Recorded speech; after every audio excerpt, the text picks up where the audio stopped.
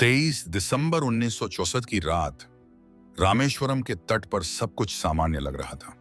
लोग अपने घरों में थे, मछुआरे नावों से लौट चुके थे और मंदिर की घंटियों की आवाज समुद्री हवा में घुल रही थी। लेकिन समुद्र के भीतर कुछ भयंकर जन्म ले रहा था।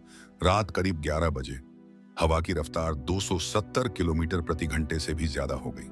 तूफानी लहरें 20 फीट ऊंची होकर तट से टकराईं। धनुषकोडी, जो कभी एक जिंदा शहर था, अचानक मौत की घाटी बन गया। आज धनुषकोडी एक भूतिया शहर बन चुका है। लेकिन मंदिर की कहानी अब भी जीवित है। लेकिन आश्चर्य की बात यह थी कि रामेश्वरम का प्राचीन मंदिर और शिवलिंग पूरी तरह सुरक्षित रहे। क्यों?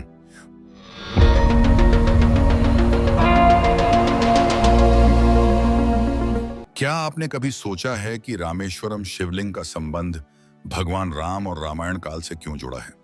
लेकिन सवाल यह है कि उन्होंने अपने शत्रु रावण को ही इस अनुष्ठान के लिए क्यों बुलाया? क्या यह सत्य है या सिर्फ एक कहानी? रामेश्वरम में भगवान राम ने एक ही शिवलिंग की स्थापना की थी, लेकिन आज मंदिर में 2 शिवलिंग हैं। तो दूसरी शिवलिंग कहां से आई? उसे कौन लाया? और सबसे बड़ा रहस्य, राम सेतु। जब अमेरिकी अंतरिक्ष एजेंसी नासा ने सैटेलाइट से राम सेतु की तस्वीरें लीं, तो जो खुलासा हुआ उसने पूरी दुनिया को हैरान कर दिया। क्या यह मानव निर्मित पुल है या प्राकृतिक? यह आज तक सबसे बड़ा रहस्य बना हुआ है। इसके अलावा रामेश्वरम का एक और चमत्कारिक रहस्य है, पानी में तैरते पत्थर। यह पत्थर पानी में कैसे तैरते हैं? क्या यह केवल आस्था और चमत्कार का विषय है या विज्ञान का परिणाम? वैज्ञानिकों ने इस पर गहन शोध किया और उनकी रिपोर्ट में कई तथ्य सामने आए। आखिर यह मंदिर किसने बनाया? यह कितने हजार साल पुराना हो सकता है? जब भगवान राम लंका पर विजय पाने के लिए रामेश्वरम में ज्योतिर्लिंग की स्थापना कर रहे थे, उन्हें इस अनुष्ठान के लिए एक पुरोहित की आवश्यकता पड़ी। मंदिर के अंदर छिपे 22 पवित्र कुंड भी अपनी अनोखी कहानियों के लिए जाने जाते हैं। इन कुंडों का भगवान राम से गहरा संबंध है और हर कुंड का पानी अलग अलग स्वाद और गुणधर्म का प्रतीक है। इन कुंडों का संबंध भगवान राम और रावण के अनुष्ठान से कैसे जुड़ा है, यह भी एक बड़ा सवाल है। मंदिर के गर्भगृह में छिपी प्राचीन मणि की कहानी भी कम रहस्यमय नहीं। यह मणि इतनी महत्वपूर्ण क्यों है और इसे इतनी गुप्त क्यों रखा गया है? इन सभी रहस्यों का सच जानने के लिए हमें त्रेता युग से लेकर आधुनिक विज्ञान तक का सफर तय करना होगा। तो आइए इस डॉक्यूमेंट्री में भगवान राम, इतिहास और विज्ञान के इस अद्भुत संगम को समझने की कोशिश करते हैं। रामेश्वरम का रहस्यमयी आरंभ। दोस्तों, भारत के तमिलनाडु में एक ऐसा स्थान है जो केवल पवित्र ही नहीं बल्कि रहस्यों से भरा हुआ है। यह है रामेश्वरम। इसीलिए 4 धाम में शामिल है और शिव के 12 ज्योतिर्लिंगों में से एक माना जाता है। जब लंका युद्ध से पहले भगवान राम ने समुद्र पार करने का निश्चय किया, तो उन्होंने विजय प्राप्ति के लिए भगवान शिव की पूजा का संकल्प लिया। इसके लिए उन्होंने हनुमान जी को कैलाश पर्वत से एक शिवलिंग लाने भेजा। लेकिन पूजा का मुहूर्त निकट आ गया और हनुमान जी लौटे नहीं, तो समुद्र तट की रेत से एक शिवलिंग स्वयं बनाकर स्थापित किया। यही रामलिंगम कहलाता है। बाद हनुमान जी कैलाश से एक दिव्य शिवलिंग लेकर आए। राम जी ने हनुमान जी की भक्ति का सम्मान करते हुए पहले रामलिंगम की पूजा की और फिर हनुमान द्वारा लाए गए शिवलिंग को भी मंदिर में स्थापित किया। मंदिर के गर्भगृह में जो मुख्य पूजनीय शिवलिंग है, उस लोग हनुमंत लिंग या विश्वलिंग भी कहते हैं। लेकिन क्या आप जानते हैं कि इसके हर पत्थर, हर कुंड और हर संरचना में छिपा है एक रहस्य, जिसे विज्ञान और पौराणिक कथाएं दोनों अलग अलग बताते हैं। रामायण के अनुसार महत्व यह पूजा भगवान राम ने रावण वध से पहले की थी, क्योंकि रावण शिव भक्त था और उसे मारने के बाद उनके पापों से मुक्ति के लिए शिव की आराधना आवश्यक मानी गई। यह घटना उत्तरकांड और कई स्थानीय रामायण परंपराओं में वर्णित है। रामलिंगम रेत से बनाया गया। पूजा का क्रम सबसे पहले इसी का होता है। मुख्य शिवलिंग विश्वलिंग हनुमान द्वारा कैलाश से लाया गया, गर्भगृह में पूजित। उस दिन से रामेश्वरम के इस पावन स्थल पर 2 शिवलिंग पूजे जाते हैं। पहले रामलिंगम, फिर हनुमान द्वारा लाया गया दिव्य लिंग। आज भी लाखों भक्त यहाँ आते हैं, पहले रामलिंगम की पूजा करते हैं, गर्भगृह में जाकर मुख्य शिवलिंग के दर्शन करते हैं। यह परंपरा त्रेता युग से चली आ रही है और मान्यता है कि जो यहाँ भक्ति से पूजा करता है, उसकी सभी मनोकामनाएं पूर्ण होती हैं। रावण को बुलाने वाली कथा लोक कथाओं, क्षेत्रीय रामायणों और विशेष रूप से दक्षिण भारतीय परंपरा में पाई जाती है, लेकिन वाल्मीकि रामायण में इसका उल्लेख नहीं है। वहां भगवान राम स्वयं पूजा करते हैं और रावण युद्ध से पहले कहीं उपस्थित नहीं होता। लेकिन दक्षिण भारत की एक प्राचीन लोक कथा एक अलग ही रहस्य कहती है। उसके अनुसार शिव की पूजा के लिए भगवान राम ने अपने सबसे बड़े शत्रु रावण को बुलाया। कहते हैं रावण केवल एक राक्षस ही नहीं बल्कि भगवान शिव का परम भक्त और महान विद्वान था और एक महान यज्ञ की पूर्णता के लिए योग्य ब्राह्मण का होना आवश्यक था। इस लोक कथा के अनुसार रावण आया, पूजा कराई और फिर विदा हो गया, यह जानते हुए भी कि अब उसका अंत निकट है। पर क्या सच में ऐसा हुआ था या यह केवल एक कथा है जिसे समय ने गढ़ा ताकि दो महाशक्तियों की भिड़ंत से पहले एक अनोखा अध्याय जुड़ सके? वाल्मीकि रामायण कहती है रावण युद्ध से पहले कहीं भी उपस्थित नहीं हुआ। लोक कथा कहती है रावण ने ही पूजा कराई। तो सच क्या है? क्या यह केवल एक सुंदर गढ़ी हुई कहानी है या फिर यह इतिहास का वह पन्ना है जिसे समय ने छिपा दिया? सवाल अब भी बाकी है, क्या यह केवल एक कहानी थी?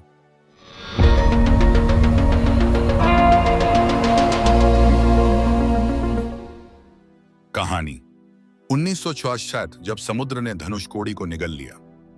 धीमी समुद्री लहरें धीरे धीरे तेज होती हुई आज 23 दिसंबर 1964 की रात रामेश्वरम के तट पर सब कुछ सामान्य लग रहा था। लोग अपने घरों में थे, मछुआरे नावों से लौट चुके थे और मंदिर की घंटियों की आवाज समुद्री हवा में घुल रही थी। लेकिन समुद्र के भीतर कुछ भयंकर जन्म ले रहा था।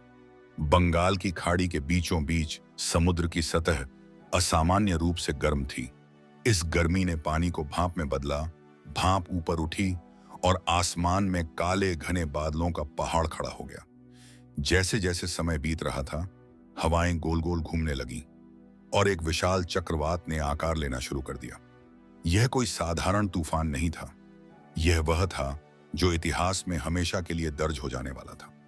रात करीब गए, हवा की रफ्तार 270 किलोमीटर प्रति घंटे से भी ज्यादा हो गई। तूफानी लहरें 20 फीट ऊंची होकर तट से टकराईं। धनुषकोडी, जो कभी एक जिंदा शहर था, अचानक मौत की घाटी बन गया।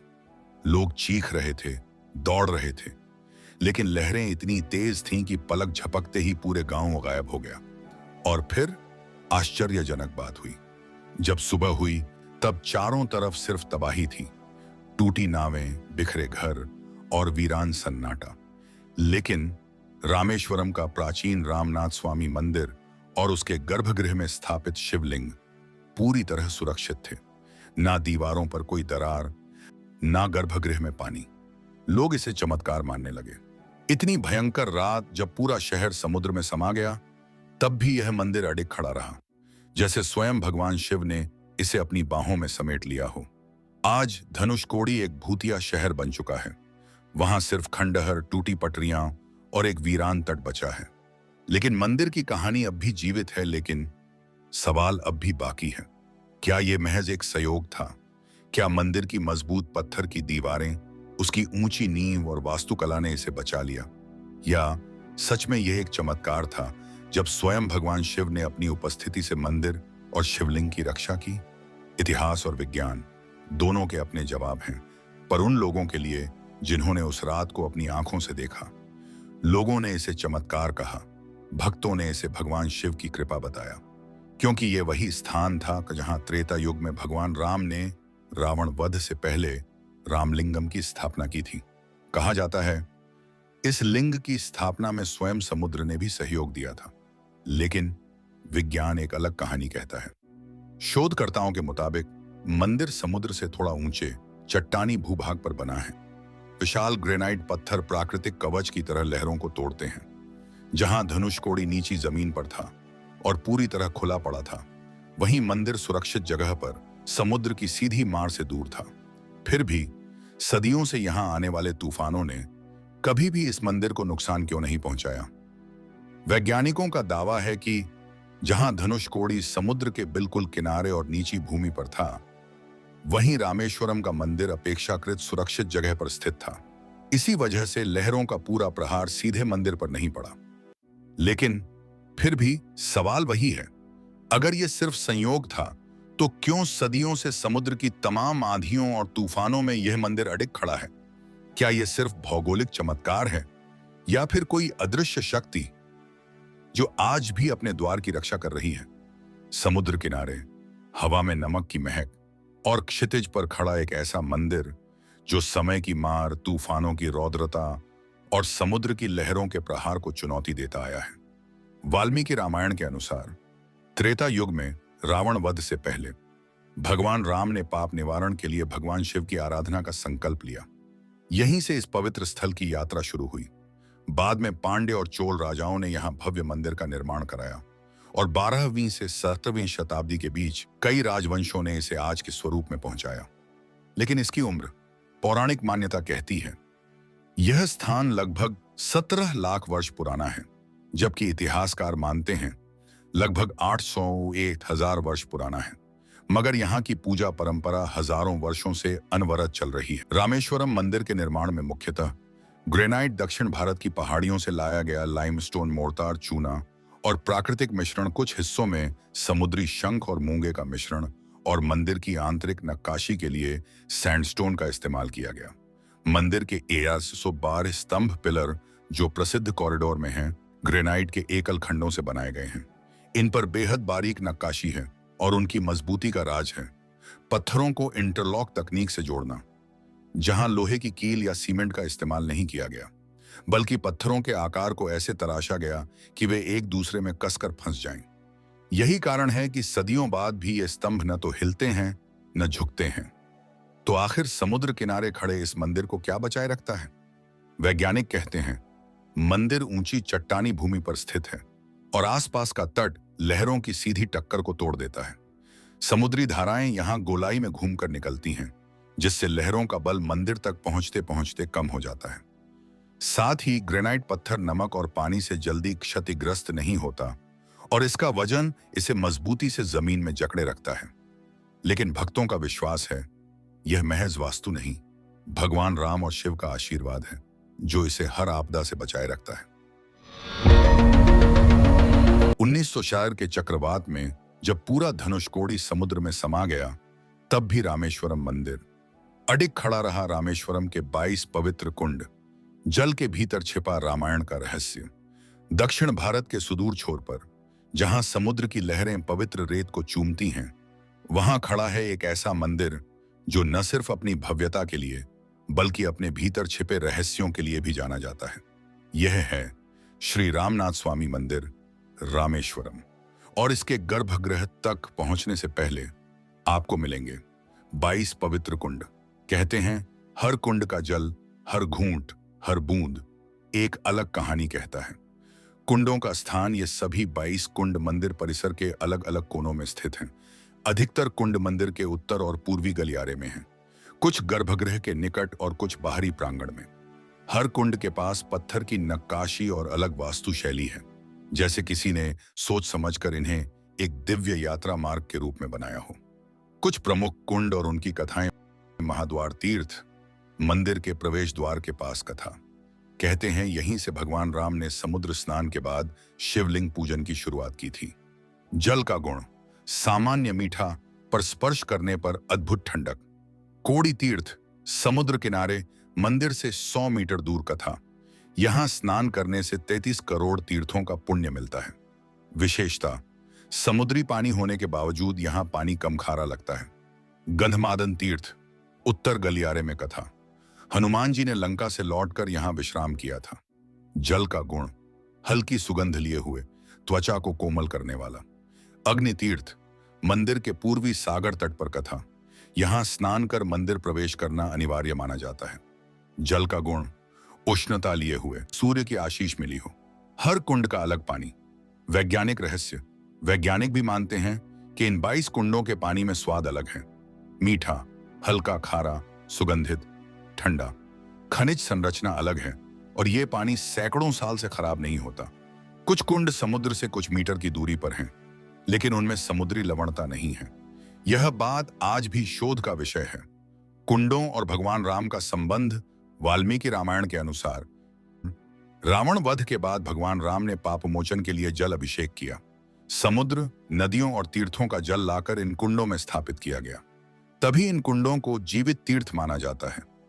आज भी लाखों यात्री इन 22 कुंडों में क्रम से स्नान करते हैं। कहते हैं शरीर से थकान मिटती है और मन में एक अद्भुत शांति उतर आती है।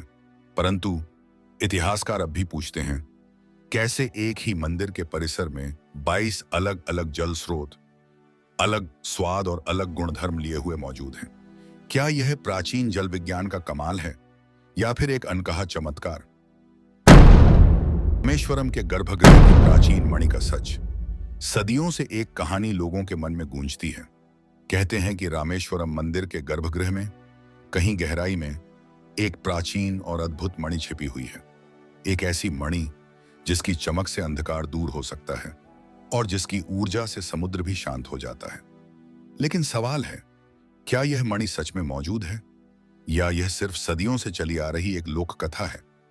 जब इतिहासकारों और पुरातत्वविदों ने मंदिर के शिलालेखों, रिकॉर्ड्स और संरचना का अध्ययन किया तो उन्हें इस मणि का कोई प्रमाण नहीं मिला। ना तो प्राचीन ग्रंथों में इसका स्पष्ट जिक्र है और ना ही किसी वैज्ञानिक रिपोर्ट में। मंदिर में आज जो भी रहस्य हैं, जैसे इसके 22 पवित्र कुंड, विशाल पत्थरों से बनी वास्तुकला और सदियों तक समुद्र की लहरों से अडिग रहना, ये सभी पूरी तरह प्रमाणित हैं। लेकिन यह मणि, यह आस्था और कल्पना के बीच का पुल है। शायद यह कहानी इसलिए जन्मी क्योंकि गर्भगृह हमेशा से अत्यंत पवित्र और गुप्त रहा है, जहां केवल पुजारियों को प्रवेश की अनुमति है। गोपनीयता ने रहस्य को जन्म दिया और रहस्य ने कहानी को अमर कर दिया। तो अगली बार जब आप रामेश्वरम के गर्भगृह में प्रणाम करें तो याद रखें, वहां छुपी असली मणि कोई रत्न नहीं, बल्कि आस्था, भक्ति और सदियों से बहती पवित्र ऊर्जा है। तो मित्रों, आज रामेश्वरम मंदिर का अद्भुत इतिहास, जहां भगवान राम ने स्वयं शिवलिंग की स्थापना की थी, मजबूत पत्थरों और स्तंभों का रहस्य जो ग्रेनाइट, बलुआ पत्थर और चुने मिट्टी से बने हैं और सदियों से समुद्री तूफानों के सामने अडिग खड़े हैं। 22 पवित्र कुंडों का महत्व, जिनका हर जल स्रोत अलग स्वाद और गुणधर्म लिए हैं और जिनका हर बूंद प्रभु राम की कथा से जुड़ा है। इन कुंडों का स्थान, जो गर्भगृह के बाहर मंदिर परिसर के उत्तर और दक्षिण द्वारों के पास स्थित हैं। प्राचीन मणि की कथा, जिसके दर्शन सिर्फ सुबह 4 से 6 बजे के बीच होते हैं, जब पहली सूर्य किरण उस पर पड़ती है और मानो दिव्यता स्वयं जाग उठती है। इतिहास कहता है, यह मंदिर केवल पत्थरों का ढांचा नहीं, बल्कि विश्वास, बलिदान और प्रेम का जीवंत प्रतीक है। यहां आने वाला हर भक्त अपने भीतर जय श्री राम और जय भोलेनाथ की गूंज लेकर लौटता है। अगर आपको यह रहस्य यात्रा पसंद आई तो इस वीडियो को लाइक जरूर करें, अपने विचार कमेंट में लिखें और कमेंट में जय श्री राम और जय भोलेनाथ लिखकर अपनी आस्था का दीप जलाएं। और ऐसी ही दिव्य यात्राओं के लिए हमारे चैनल को सब्सक्राइब करें।